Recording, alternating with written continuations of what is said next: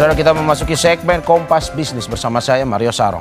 Aliansi Ekonomi Indonesia meminta pemerintah ambil langkah tegas untuk menyelamatkan kondisi ekonomi Indonesia yang berada dalam kondisi darurat.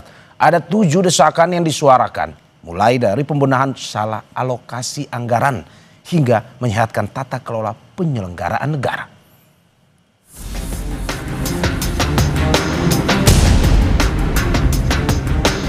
Aliansi Ekonom Indonesia yang terdiri dari ekonom dan pemerhati ekonomi menyampaikan 7 desakan darurat ekonomi. Desakan ini adalah akumulasi dampak dari kebijakan ekonomi pemerintah yang membuat rakyat makin timpang.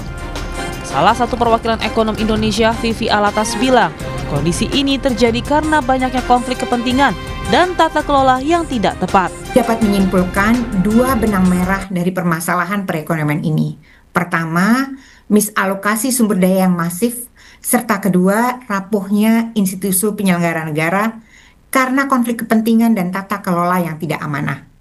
Menimbang masalah tersebut dan riuhnya persaingan tidak sehat antar elit politik dalam proses bernegara, kami menekankan darurat perbaikan yang nyata atas kesejahteraan masyarakat. Dalam kapasitas sebagai ekonom profesional dan akademisi di bidang ekonomi yang mengemban amanah untuk menyuarakan kesulitan perekonomian yang dirasakan rakyat, dan dengan bela rasa pada kehidupan masyarakat, kami menyampaikan beberapa desakan penting dan genting untuk dapat ditindaklanjuti secara serius oleh berbagai perangkat negara.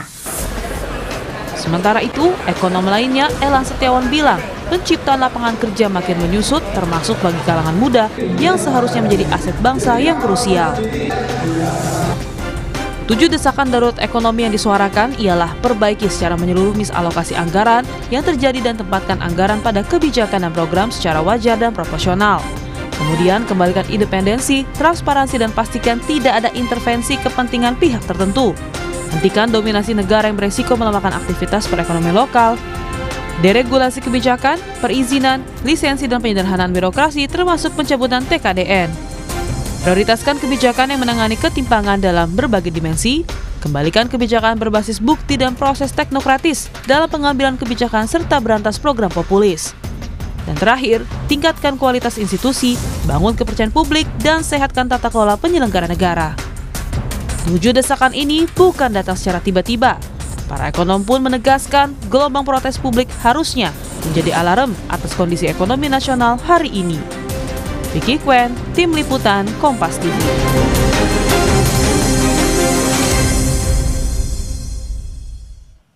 Tujuh desakan darurat ekonomi mulai dari salah alokasi anggaran hingga hapus berbagai kebijakan populis yang mengganggu kestabilan dan prudensi fiskal. Lalu apa solusinya yang seharusnya dilakukan pemerintah? Kita tanyakan langsung pada Direktur Eksekutif Center of Strategic and International Studies, Yose Rizal Damuri. Pak Yose, selamat pagi. Ya, selamat pagi. Terima kasih Pak Yose sudah bergabung di Dialog Kompas Bisnis pada pagi hari ini. Pak Yose, tadi kita sudah melihat 7 tuntutan ekonomi. Apa sebenarnya kalau dari ringkasan Anda, poin pentingnya dari desakan ini?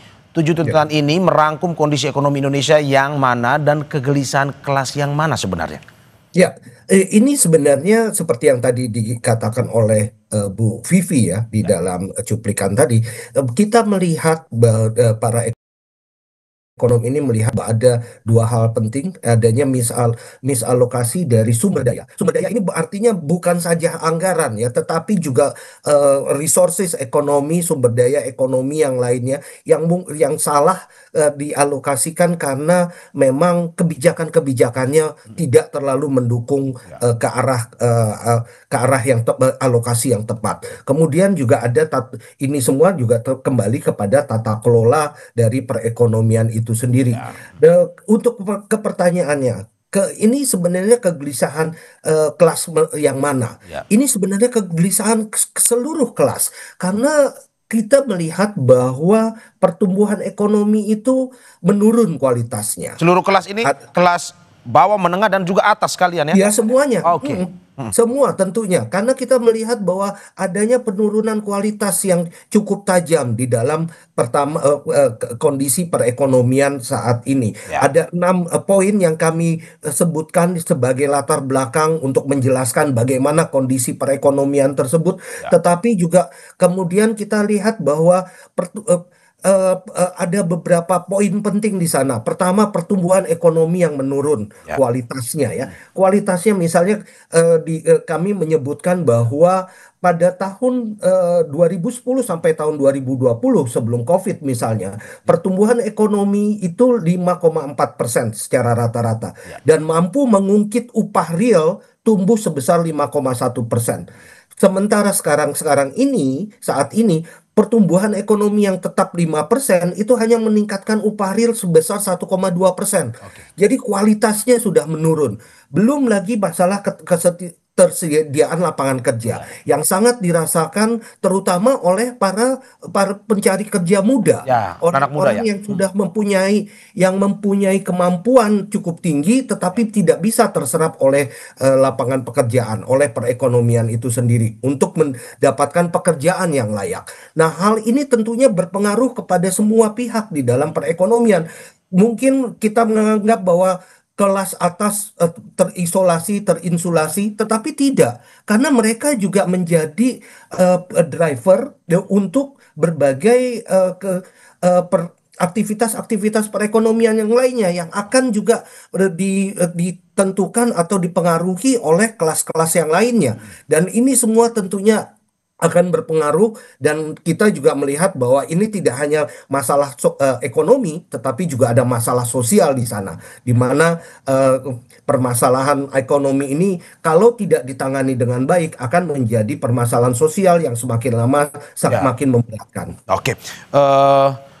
Pak Yos, ini menarik bahwa semua poin yang disampaikan 7 ini mencakup seluruh yang tadi Anda bilang, kelas, permasalahan kegelisahan seluruh kelas. Tetapi ada kata misalokasi atau salah anggaran.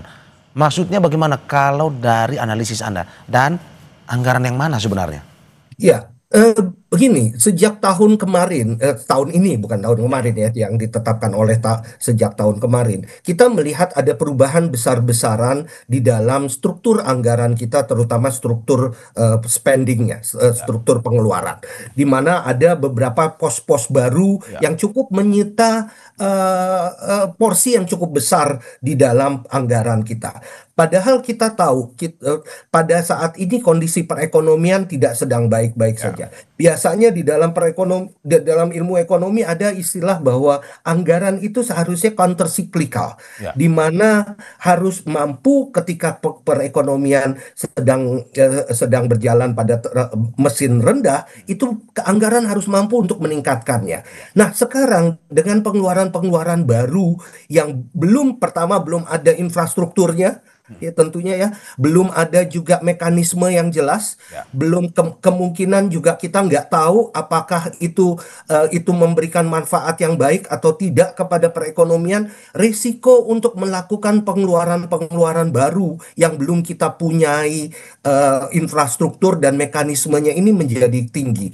Belum tentu anggaran yang sudah disediakan memang bisa didisburse karena infrastrukturnya belum ada, mekanismenya belum ada, Ya. prosesnya belum ada.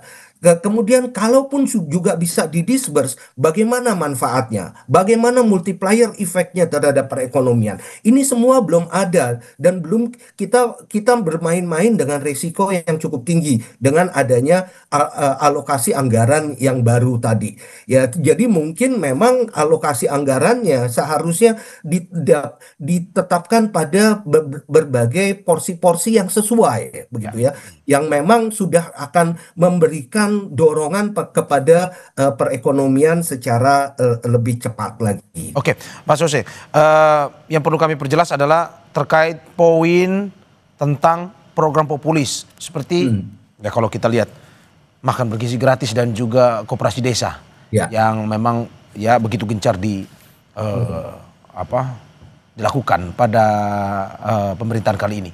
Tuntutan aliansi ekonom ini anggaran harus dikurangi atau programnya dihapus karena jadi beban fiskal. Menurut Anda seperti apa? Kalau Ya, pilihannya? seperti tadi saya katakan bahwa ini kan adalah alokasi-alokasi anggaran yang baru ya, pos-pos anggaran yang baru, yang belum ada sebenarnya infrastrukturnya. Apakah infrastrukturnya kemudian bisa dibangun di dalam waktu yang cepat? untuk disbursement dari alokasi anggaran tadi. Kemudian manfaatnya itu juga sekali lagi masih dipertanyakan.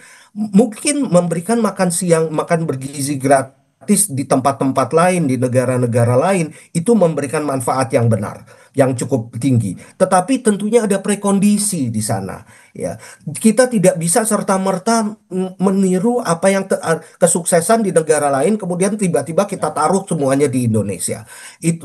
Dan kita belum tentu ini juga memberikan manfaat. Dan yang kedua, selama ini kami tidak melihat bagaimana apakah ada studi-studi yang mendukung untuk makan bergizi gratis ataupun juga koperasi merah putih tadi. Apakah kemudian ada proyek-proyek yang ya kecil yang sudah dilaksanakan sebelumnya? Apakah kemudian kita juga sudah melihat secara besar, secara menyeluruh dampaknya terhadap perekonomian? Ini semua belum ada. Dan satu lagi tentunya sekarang ini semua program-program tersebut ditentukan secara sepihak oleh pemerintah tanpa adanya diskurs yang cukup besar, yang cukup baik. Padahal kita bicara tentang alokasi anggaran yang begitu masif, 171 triliun pada tahun ini ataupun 335 triliun pada tahun mendatang. Hampir sekitar 50% dari dana pendidikan itu pergi ke sana. Ini kan artinya akan mengurangi alokasi di tempat-tempat yang lain Ya. yang mungkin memang kita masih perlukan dan memberikan manfaat yang lebih besar serta juga lebih pasti bahwa akan didisburse Oke. secara pas Pak Yose, secara baik.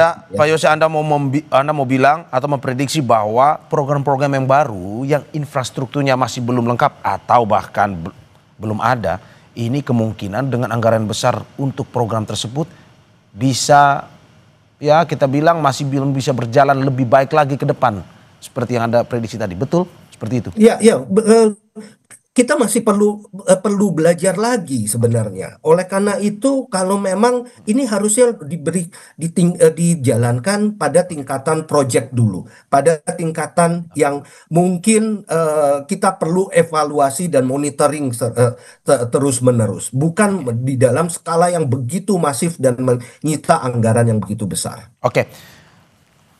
Pak Yose, selain permasalahan teknis tadi, ini pun juga ada permasalahan-permasalahan lain yang dirasa bisa menjadi ganjalan dalam proses ekonomi di negara kita. Salah satunya adalah perizinan yang dirasa masih berbelit terutama di birokrasi. Apakah betul seperti itu? Tapi sebelum Anda menjawab, kita saksikan jeda berikut. Oke.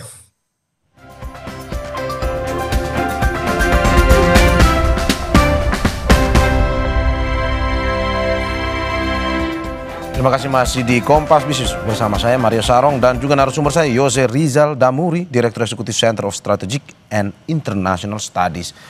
Pak Yose, saya lanjutkan tadi terkait dengan soal perizinan. Di poin deregulasi kebijakan, perizinan, lisensi, dan penyederhanaan birokrasi. Untuk mencabut kebijakan perdagangan diskriminatif dan distortif seperti TKDN dan kuota impor ini. Bukankah sebenarnya TKDN ini masih perlu untuk menghadang impor Cina, lalu deregulasi kan sudah jalan sampai saat ini dan Undang-Undang Cipta Kerja justru mengusiknya. Ini apa penjelasan atau analisis Anda soal ini? Ya, berbagai kebijakan-kebijakan yang ada ini sekarang sebenarnya sudah bukan satu hal yang yang baru ya. Ini sudah berlangsung sejak lama dan sudah banyak studi, termasuk studi dari kami sendiri di di CSIS yang memperlihatkan semuanya ini berdampaknya negatif, berdampak terhadap produktivitas, dampak terhadap pertumbuhan ekonomi, terhadap pembangunan industri dan lain-lainnya. Seperti TKDN misalnya. TKDN mungkin cukup baik kalau memang kita sudah bisa lakukan, kita sudah punya kemampuan untuk mensuplai berbagai kandungan itu dan memproduksi berbagai part dan komponen di dalam negeri. Tapi kalau nggak ada, akhirnya industri hilirnya akan terkena. Dan ini sudah terlihat sekali selama beberapa tahun belakangan. Bagaimana industri hilir kita sekarang ini sudah tidak lagi mampu bersaing karena keterbatasan bahan baku salah satunya. Begitu juga dengan kuota import. Kuota import itu sekali lagi ini juga memperlihatkan bagaimana kita tidak lagi mampu mendapatkan berbagai bahan baku, part dan komponen yang mungkin kita perlukan untuk proses produksi selanjutnya. Import itu kan bukan cuma bahan konsumsi. Bukan cuma barang konsumsi, tapi yang lebih penting 75% dari import Indonesia itu adalah bahan baku yang kita perlukan untuk proses produksi lainnya. Kalau proses ini bahan bakunya mahal karena adanya kuota dan lain-lainnya, tentunya competitiveness dari industri kita pun juga tidak akan menjadi lebih baik. Nah, tadi ada pertanyaan, ini kan kita perlukan untuk mencegah import misalnya dari Cina. Nah, kita ada kesalahan berpikir sebenarnya. Sering sekali kita salah berpikir. Kalau untuk menyetop import ataupun juga mengurangi import tadi, kita memerlukan aturan-aturan baru. Padahal permasalahannya bukan di aturannya. Kita sudah cukup punya aturan yang banyak, tetapi pada implementasinya, kebanyakan barang-barang yang datang masuk ke Indonesia itu adalah barang-barang ilegal. Dan itu kenapa bisa ilegal? Karena aturan-aturannya tidak dijalankan dengan baik. Ya. Jadi ini masalah implementasi jangan di mix, jangan disalahpahami dengan aturan. Kita bukan kekurangan aturan. Kita cukup punya banyak aturan, bahkan yang aturan itu memberatkan. Yang ada adalah implementasi dari aturan tersebut. Implementasi ini yang pada akhirnya Pak Yose ada tuntutannya terkait dengan kembalikan independensi dari Bank Indonesia, selain itu juga dengan BPS. Apa maksud dari tuntutan ini kalau melihat? Apakah mungkin saja data-data dan kebijakan yang dikeluarkan lembaga ini tidak menggambarkan kondisi ekonomi realnya? Apakah kalau kita lihat Bank Indonesia sekarang menanggung beban fiskal dan data BPS dipersolek? Ya. Nah, ini dua hal yang berbeda ya, tetapi pada prinsipnya adalah independensi dan kredibilitas. Oleh Bank Indonesia sebagai bank sentral seharusnya memang fokusnya, tugasnya adalah menjaga moneter. Walaupun memang di dalam Undang-Undang P2SK yang baru kita melihat bahwa ada keinginan atau ada keharusan Bank Indonesia, bank sentral ini untuk turut mendorong pertumbuhan ekonomi. Tetapi itu bukan tugas utama dari Bank Indonesia. Yang paling penting adalah menjaga kondisi moneter, kondisi perekonomian. Jadinya kalau sekarang ini burden sharing itu diberikan kemana-mana, ini kelihatannya sudah menyalahi marwah dari bank sentral itu sendiri. Burden sharing mungkin diperlukan ketika kondisinya emergency di dalam kondisi COVID kemarin ini. Tetapi kalau tidak ada keharusannya hanya untuk membiayai program-program pemerintah yang tadi sudah kita bahas tadi, yang begitu besar, begitu masif, sementara kita nggak punya uang. Tentunya ini berimplikasi kepada perekonomian secara besar. Oleh karena itu, kembalikan independensi dari bank sentral ini menjadi salah satu tuntutan yang paling utama juga bagi kami ekonomi. Pak Yose, terima kasih banyak atas apa yang disampaikan. Semoga bisa memberikan masukan kepada pemerintah terkait bagaimana menangani persoalan ekonomi yang dirasakan seperti Anda bilang tadi, seluruh kelas Indonesia. Mengejutkan, tetapi ini menjadi PR yang perlu dicarikan solusinya oleh pemerintah. Sekali lagi terima kasih Pak Yose. Sehat-sehat. Terima kasih. Mari.